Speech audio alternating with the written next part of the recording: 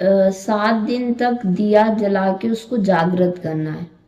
उसके पश्चात हर महीने की एकादशी को यानी 11वें दिन उसको मतलब फिर से जागृत करना है। तो उसमें केवल एक दिया ही जलानी है जो एकादशी को करना है। नहीं, उसमें जैसे हमने 3 प्रकार के तेल लिए हैं, मतलब एक देसी घी, एक कड़ू तेल और एक तिल्ली का तेल। तो उसी तरह से हमें 3 दीपक प्रज्वलित करने हैं, 27 नहीं करने, 27 वर्ष में सिर्फ एक बार करने हैं। तो हमें 3, एक देसी घी का, एक कड़ू तेल का, एक तिल्ली के तेल का, 3 दीपक प्रज्वलित करके और फिर हम उसके सामने बैठ के और अपने जप को करें। और खुशबू के लिए हम धूप बत्ती जला सकते हैं। पिताजी, जैसे आपने यंत्र वाली वीडियो में कहा था कि एक व्यक्ति अपने जीवन काल में 2 ही यंत्र का निर्माण कर सकता है, और मतलब कि उसमें जो है वो कुछ ही यंत्रों का निर्माण कर सकता है एक समय सीमा पे, क्योंकि वो कितने लोगों को यंत्र प्रदान करेगा अपनी शक्तियों के साथ। तो इसमें तो आप ऐसे मतलब एक सार्वजनिक उस पे बता रहे हैं, तो उसमें एक ऊर्जा का प्रभाव कैसे होगा? मैंने जीवन काल में कहा है तो शायद मुँह से गलत निकल गया होगा, क्योंकि जीवन काल में नहीं, हमने जैसे ही इस जप को किया, ओम का उच्चारण करते हुए ओम की ऊर्जा पहले अपने अंदर उत्पन्न की और उसके पश्चात हमने उस ऊर्जा को उस स्वास्तिक में प्रेषित किया, तो वह ऊर्जा उस स्वास्तिक में चलायमान हुई। तो एक समय में एक साथ 2 ही तो यंत्र निर्मित हुए। एक मेरे अंदर ओम की जागृत हुई, उसकी ऊर्जा हमारे अंदर प्रभावित हुई, जागृत हुई। उसके बाद हमने उस ऊर्जा से उस यंत्र को चलायमान किया। तो जीवन काल अगर मैंने कहा है तो वो गलत है, लेकिन हम एक समय में 2 ही यंत्र का निर्माण तो हमने अपने अंदर जागृत किया और सामने उस यंत्र को जागृत किया। तो एक समय में 2 ही तो यंत्र जागृत हुए, तीसरा कैसे निर्मित कर दोगे? नहीं, मतलब जीवन काल में, मतलब आपने ऐसे कहा था ना कि जो जैसे अगर हमने साधना की और हमने धन शक्ति के लिए साधना की है, तो हम धन शक्ति से ही रिलेटेड यंत्र का निर्माण कर सकते हैं, जैसे लक्ष्मी यंत्र, कुबेर यंत्र, श्री यंत्र। हाँ, क्योंकि हमारे अंदर उसी प्रकार की एनर्जी प्रभावित हो रही है। अगर हमने सात्विक मार्ग से साधना की है और हम अगर तांत्रिक मार्ग पे चलने लगेंगे तो वह ऊर्जा हमारे अंदर अच्छे ढंग से प्रभावित नहीं हो पाएगी, क्योंकि हम सात्विक मार्ग से चल रहे हैं। अगर हम प्रेम मार्ग से चल रहे हैं तो हमें फिर प्रेम मार्ग की ही ऊर्जा प्रभावित होगी। तो इसी कारण हम जिस मार्ग से चल रहे हैं उसी मार्ग के यंत्रों का ही निर्माण करेंगे। और स्वास्तिक जो है वह सात्विक मार्ग से है, वह तांत्रिक मार्ग से नहीं है। लेकिन कोई भी हो, चाहे हम सात्विक मार्ग से भी जब उस यंत्र का निर्माण कर रहे हैं तो यंत्र और उसके निर्माण में तंत्र तो सहयोगी होगा ही होगा, बिना तंत्र के तो वह जागृत भी नहीं होगा। इसलिए तंत्र तो अपने आप उसमें जुड़ गया, उसका जुड़ाव हो गया है। लेकिन जब हम तंत्र से ही कोई कार्य करते हैं, जैसे बहुत से तांत्रिक हैं, तांत्रिक क्रियाएं करते हैं, तो वो इसको नहीं कर पाएंगे। उसका सबसे बड़ा कारण है कि उनके अंदर एक ईगो होता है। आपने जो भी तांत्रिक होंगे तो उनकी भाषा में एक अपना पावर होती है, जैसे मैं ये कर दूंगा, मैं ये ऐसा है, मैं ये हूँ, ये है। मतलब एक उनके अंदर स्वयं की मैं ही सब कुछ हूँ, कर सकता हूँ, भगवान को मैं वो कर सकता हूँ। इसका एक उदाहरण मैंने, एक रिश्तेदार थे, अब तो नहीं है इस संसार में, तो एक बार उनके ही साथ था। तो उन्होंने कहा कि मैं हनुमान को बोलता हूँ, ए हनुमान मेरा ये कार्य है, ये कार्य करो। ए हनुमान मुझे ये कार्य करना है, ये कार्य करो।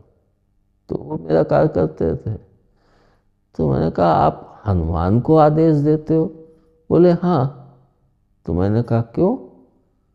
हनुमान जी तो इतनी बड़ी शक्ति है, आप उनको कैसे आदेश दे सकते हैं?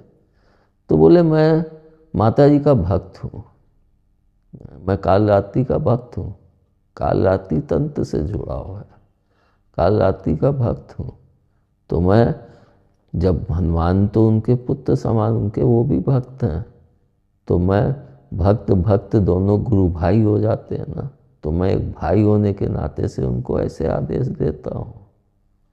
तो मैंने कहा हो सकता है, लेकिन यह उनके अंदर की वो दिखती है कि नहीं, मैं, क्योंकि इसका प्रभाव आता है।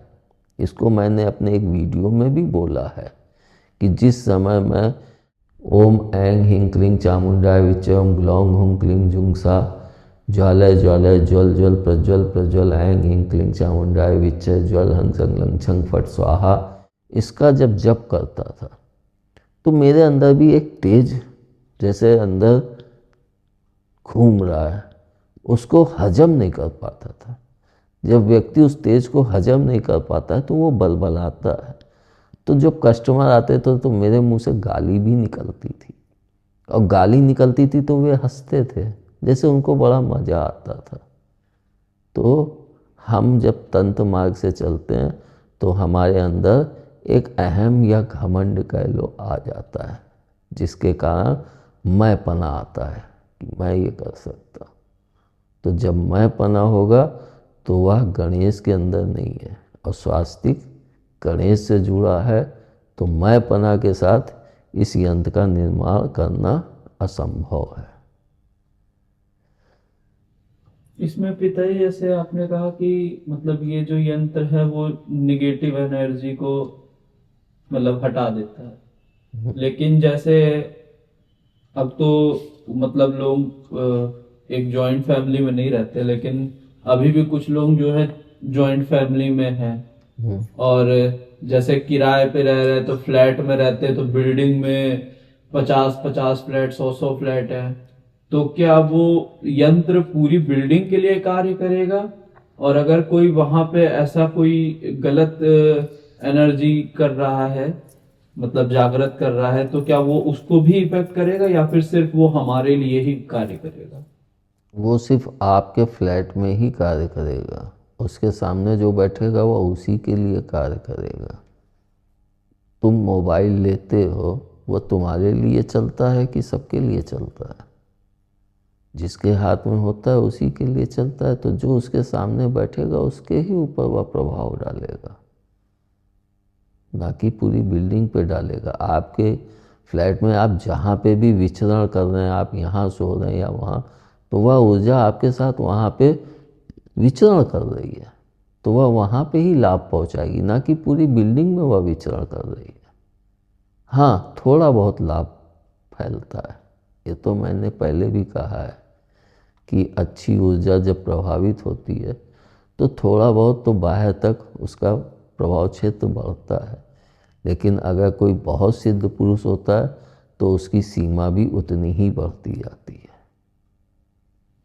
तो क्या अगर जैसे बिल्डिंग में तंत्र का प्रभाव ज्यादा है तो क्या वो हावी भी हो सकते हैं कि वो यंत्र उस पे रोकथाम करेगा?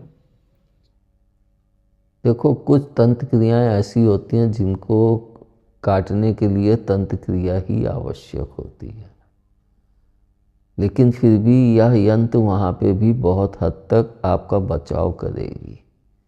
लेकिन कुछ क्रियाएं ऐसी, जैसा कि मैंने कहा है, तो उसको काटने के लिए तंत्र क्रियाएं ही होती हैं। हाँ, अगर हमने बहुत अच्छे से इसको किया है तो प्रभु ना कोई मार्ग हमें जरूर दिखा देते।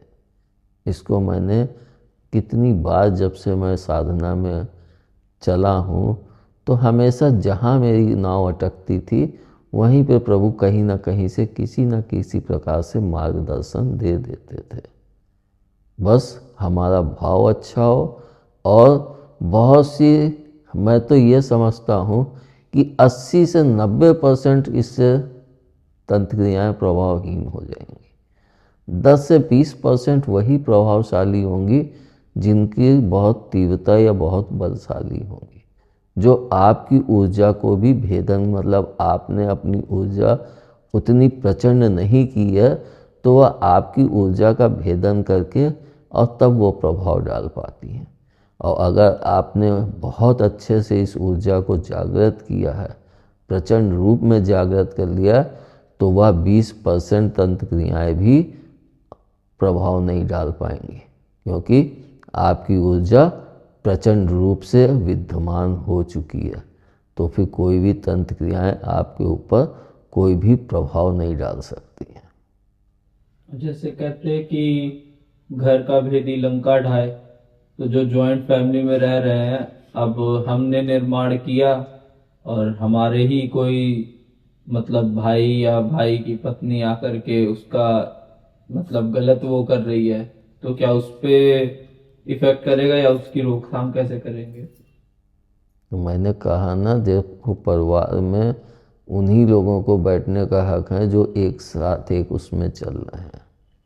और अगर भाई की पत्नी उसमें कुछ अहित करती है तो उसके लिए उसको दंड तुरंत मिलने लगेगा।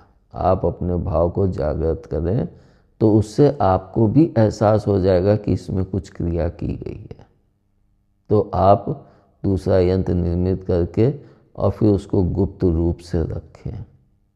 जब हम अपने कमरे में या कहीं पे रखें, जिस समय बैठे जागृत किए, जब हम सोने चले तो उसके ऊपर कोई कपड़ा डाल दिए, तो वह हमारे लिए अधिक उपयोगी होगा, क्योंकि ये सब चीज़ें बहुत गुप्त रखी जाती, सबकी नज़र नहीं आनी चाहिए।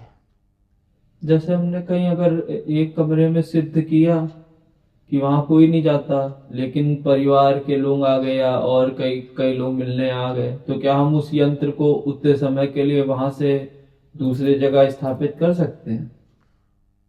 वे उसको तब तक प्रभाव नहीं डाल पाएंगे जब तक वे उसको छुएंगे नहीं। अगर वो सोचे कि हम नज़रों से उस पर कुछ कर लें या ऐसे कुछ कर लें तो वो कुछ भी नहीं कर पाएंगे। लेकिन अगर उन्होंने उसको छू के उसके ऊपर कोई दूसरी चीज़ का लेपन कर दिया या लगा दिया या उसमें कुछ दूसरा रंग या कुछ भी उसमें कर दिया ऐसे, तब वो प्रभावहीन हो जाता है। लेकिन हमारे अंदर का यंत्र जागृत हो चुका है, तो हम करते रहेंगे तो हमारे अंदर में वह ऊर्जा प्रभावशाली रहेगी और फिर तब तक हम दूसरे यंत्र का निर्माण कर लें तो हम उससे बच जाएंगे। पिताजी, जैसे आपने कहा कि इसको हर महीने रिचार्ज करना है, अगर हमारा बीच में छूट जाए तो क्या करना चाहिए? छूटेगा क्यों? उसमें कोई इतनी बड़ी विधि तो सिर्फ 3 दीपक जलाने हैं। और अगर आप नहीं बैठ सकते हो, मान लो पीरियड से हैं, आप नहीं बैठ सकती हैं, तो आपके परिवार में आपके भाई, पिता, माँ, वो बैठ के करके उसको रिचार्ज कर सकते हैं। और या फिर हम कि हाँ मैं इस उसमें नहीं कर पाई, अगले उसमें, तो बाद में आपकी ऊर्जा उसमें प्रभावित होने लगेगी। उसका कारण सबसे बड़ा यह है कि वह सिर्फ अकेले हमारे लिए नहीं है, हमारे पूरे परिवार के लिए है। उसमें हमारे भाई बहन, माता पिता, तो वे जब तक भाई बहन कुंवारे हैं तब तक वो उचित है साथ में। जहाँ उनकी शादी हो जाती है तो वे सिर्फ अपने पति के लिए हो जाती हैं बहनें, और भाई अपनी पत्नी के लिए हो जाते हैं। वे फिर आप सोचो कि आपके लिए वो भाई हैं तो आपके लिए वो पूर्ण रूप से वैसे ही होंगे जैसे पहले थे, तो वो संभव नहीं है। सब में परिवर्तन आता रहता है, ये सृष्टि का नियम है। हर व्यक्ति शादी के बाद परिवर्तित हो जाता है, तुरंत नहीं होता है, कुछ समय पश्चात हो जाता है, लेकिन परिवर्तन अनिवार्य है। और पिताजी, जैसे रोली के ऊपर जब हम पेंट करेंगे और जो झड़ेगी उसका क्या करना होगा? रोली के ऊपर हम खड़े खड़े थोड़ी ना पेंट करेंगे। अगर हम दीवार में तो झड़ेगी तो उसको फिर हम उठा के किसी साफ शुद्ध जगह गमले में डाल दें। वैसे तो रोली इतनी चपक जाती है कि वो झड़ती नहीं है, थोड़ी बहुत झड़ेगी तो उसको हम बटोर के किसी गमले में डाल दें तो वह शुभ है। तुलसी जी का पौधा हो या साफ सुथरी जगह में, ताकि उसको हम सम्मान पूर्वक सम्मानित जगह पे ही डालें। शुक्ल पक्ष हर महीने आता है? हाँ, 15 दिन का शुक्ल पक्ष और 15 दिन की कृष्ण पक्ष होता है। कृष्ण पक्ष जो होता है वह शुक्ल पक्ष मतलब पूर्णमासी से अमावस्या तक होता है। तो कृष्ण पक्ष में हमने इसलिए मना किया है कि हम धीरे धीरे अंधकार की तरफ बढ़ते हैं। जैसे चंद्रमा जो है धीरे धीरे छोटा होता जाता है, और अमावस्या के लिए दिन कहते हैं ना, सबसे अंधेरी काली रात होती है अमावस्या को। उस दिन चंद्रमा दिखता भी नहीं है जल्दी, वह मतलब बहुत ही क्षीण होता है, बहुत जरा सा हो जाता है। और फिर द्विज के दिन से वह बढ़ना चालू होता है। तो हम द्विज से जब हम वो करते हैं तो मतलब मेरा ये है कि हम प्रकाश की ओर चल रहे हैं, ना कि प्रकाश से अंधकार की ओर। तो हम अमावस्या के बाद द्विज को उसका जब रंग करके और फिर चतुर्थी से जब यंत्र की जागृत करते हैं तो हम प्रकाश की तरफ अपने कदम बढ़ाने लगते हैं। और हर इंसान चाहता है कि हम ऊंचाइयों को छुएं, ना कि अंधकार को। तो हम सबकी भी इच्छा यही होती है कि हम इस संसार में सूरज की तरह चमकें। तो जैसे आपने कहा कि पत्थर में बनाने के लिए मार्बल ले लें, तो कई लोगों की मार्बल तो कमजोर होता है, तो उठाने रखने में ही अगर बनाते ही समय वो क्रैक हो गया, तो क्या जब हमें पेंट करना ही है सफेद, तो क्या हम कोई और मजबूत पत्थर इस्तेमाल कर सकते हैं? हाँ, वो पत्थर मजबूत आप इस्तेमाल कर सकते हैं, उसमें सफ़ेद पेंट कर सकते हैं। लेकिन अगर हम संगमरमर का इसलिए कहा है कि सस्ता आता है, सबसे सस्ता वही होता है। तो जैसे कि हम जब बच्चा पैदा होता है तो कितना नाजुक होता है, तो कितने संभाल के सब जने उसको लेते हैं। तो ऐसे ही उसको भी एक समझिए कि हमारे लिए बहुत नाजुक चीज़ है, उसको संभाल के रखो, उसका सेफ्टी करो। और नहीं तो आप कोई मजबूत पत्थर ले लो, उसमें करो, फिर वो ज़्यादा वजनी होगा। ये तो आपके ऊपर पत्थर चालित होता है, इसलिए कहा कि उस पर सफ़ेद रंग पोत दोगे तब वो सही है। धन्यवाद। जय महाकाल। जय महाकाली।